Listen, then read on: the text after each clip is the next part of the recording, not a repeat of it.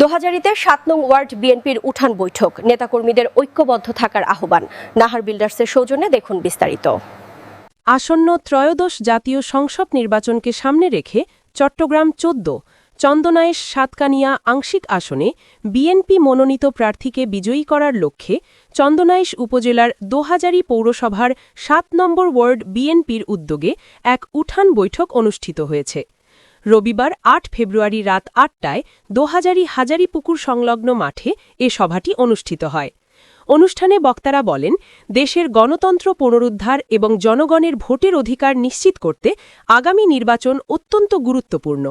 তারা দলীয় নেতাকর্মীদের ঐক্যবদ্ধ থেকে বিএনপি ঘোষিত রাষ্ট্র কাঠামো বিনির্মাণের ৩১ দফা কর্মসূচি জনগণের দোরগোড়ায় পৌঁছে দেওয়ার আহ্বান জানান। দোহাজারী পৌরসভার সাবেক সভাপতি নূর মোহাম্মদ এর সভাপতিত্বে অনুষ্ঠানে প্রধান অতিথি হিসেবে উপস্থিত ছিলেন দোহাজারী পৌরসভার সাবেক আহ্বায়ক মোহাম্মদ কামাল উদ্দিন। প্রধান বক্তা ছিলেন সাবেক সদস্য সচিব বাবু খান।